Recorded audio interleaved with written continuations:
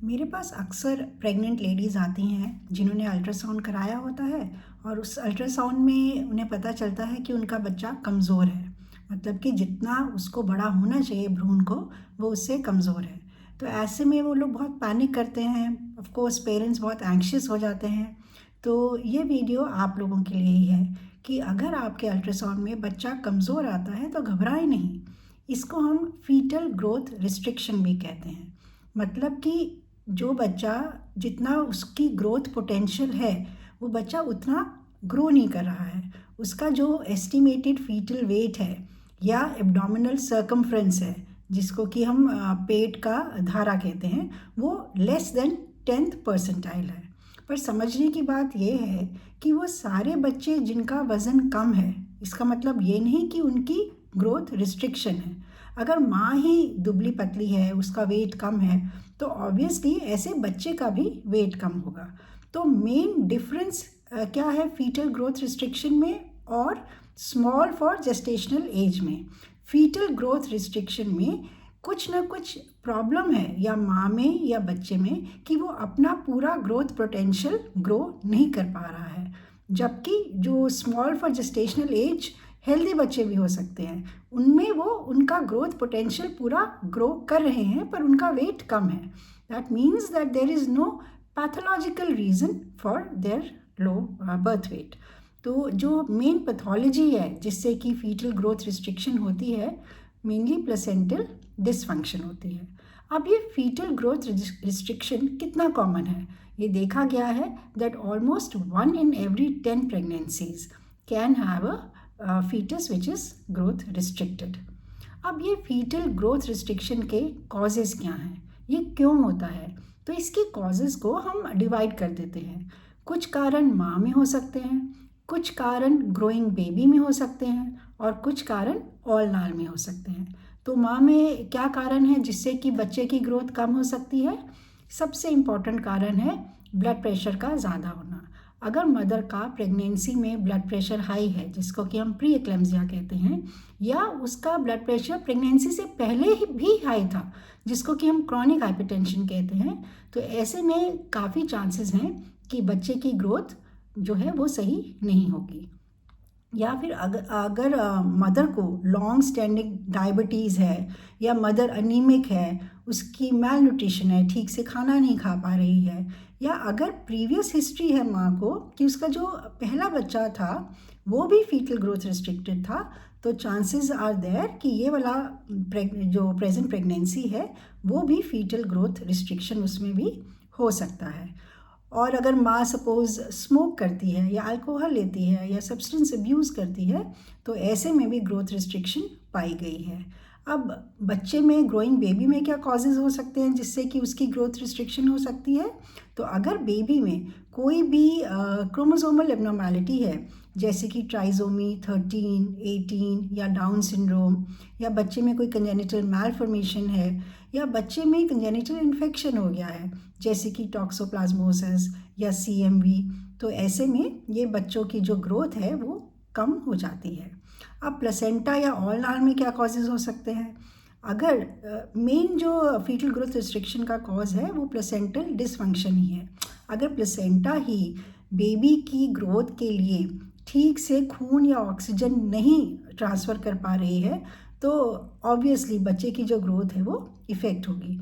तो अगर placenta specially अगर लोअर सेगमेंट में है, वैसे तो यूट्रस प्रेगनेंसी में यूट्रस के दो भाग हैं, एक अपर सेगमेंट है ऊपर का पार्ट और एक है लोअर सेगमेंट। तो नॉर्मली जो प्लेसेंटा है वो अपर सेगमेंट में इम्प्लांट होती है, पर अगर ऑलनार लोअर सेगमेंट में है तो ऐसे में देखा गया है कि बच्चे को ऑक्सीजन या जो ब्लड है वो प्लेसेंटा के थ्रू कम मिलता है। या फिर अगर सिंगल अम्बिलिकल कॉर्ड है या विलामेंटस इंसर्शन ऑफ कॉर्ड है, तो ये सारी जो हैं ये प्लेसेंटा और कॉर्ड की एब्नॉर्मेलिटीज़ हैं जिसके कारण की फीटल ग्रोथ रिस्ट्रिक्शन हो सकता है। कभी कभी प्लेसेंटा में ट्यूमर हो सकता है जैसे कि कोरियोएंजियोमा, इसके कारण भी फीटल ग्रोथ रिस्ट्रिक्शन देखा गया है। तो ये थे मेन कॉजेज़ जो कि हमारे बच्चे की ग्रोथ को कम कर सकती हैं। अब अगर बच्चा आपका ठीक से नहीं ग्रो कर रहा है, ये कैसे पता चलेगा? तो इसके लिए आप जो एंटीनेटल चेकअप के लिए जाते हो, उसी से डॉक्टर को काफ़ी अंदाज़ा हो जाता है कि ये बच्चा ठीक से ग्रो नहीं कर रहा है। आपने देखा होगा, आप जब भी अपने एंटीनेटल चेकअप के लिए जाते हो तो जो आपकी ऑब्स्टेट्रिशियन है वो पेट से देखती है कि कितनी ग्रोथ हो रही है बेबी की, तो वो उससे भी बता सकती है क्लिनिकली कि ग्रोथ ठीक नहीं हो रही है। फिर सिम्फिजियोफंडल हाइट, मतलब कि अगर हम आपके यूट्रस की बच्चेदाने की हाइट देखें तो इंची टेप से हम मेजर करते हैं, और once the pregnancy is 18 weeks तब it corresponds the SFH would correspond to the number of weeks of gestation. तो अगर हम ये इंची टेप से नापें और हमें ये लगे कि ये अब कम ग्रो कर रहा है, तो फिर भी हमें क्लिनिकली सस्पिशन होता है कि ये बच्चा ठीक से ग्रो नहीं कर रहा है। And the gold standard for diagnosis of FGR या fetal growth restriction is of course ultrasound. Ultrasound में हम बच्चे के शरीर के मेजरमेंट्स लेते हैं, जिससे कि हमें आइडिया हो जाता है कि ये बच्चा जितना ग्रो करना चाहिए उससे ये कम ग्रो कर रहा है। तो अल्ट्रासाउंड में हम बच्चे का BPD, दैट इज़ बाईपैराइटल डायमीटर, मतलब उसके सिर का डायमीटर लेते हैं, उसके पेट का डायमीटर लेते हैं, उसकी फीमर लेंथ मेजर करते हैं, और इन सब मेजरमेंट से हमको अंदाज़ा लग जाता है कि बेबी की ग्रोथ सही है या नहीं।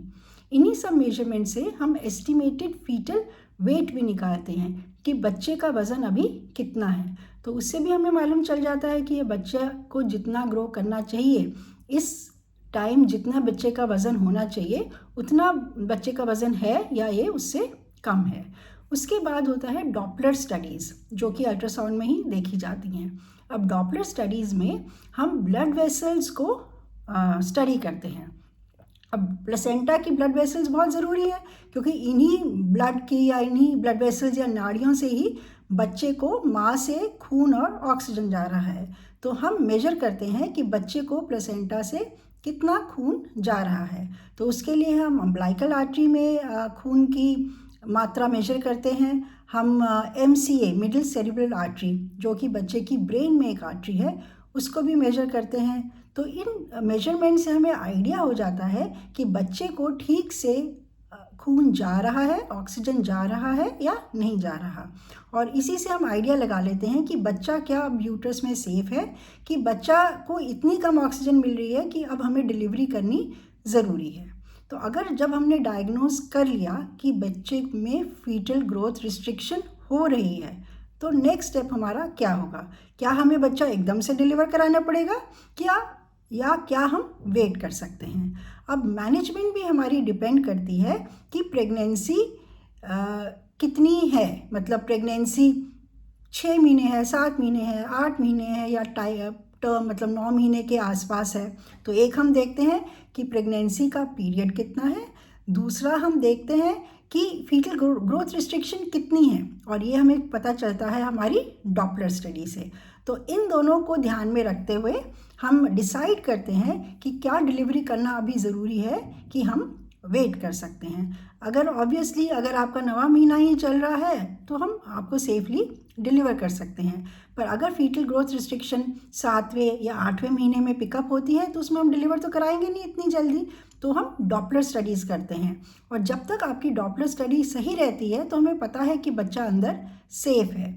पर जब आपकी ये डॉपलर स्टडी में गड़बड़ होनी शुरू हो जाती है, स्पेशली हम देखते हैं जैसे SD रेशियो, तो जब हमें लगता है कि अब डायस्टेलिक फ़्लो बंद हो रहा है या रिवर्सल ऑफ फ्लो हो रहा है, तो ये इंडिकेशन होती है कि बच्चा अब यूट्रस के अंदर ज़्यादा अनसेफ है, इसलिए उसकी डिलीवरी करानी ज़रूरी होगी।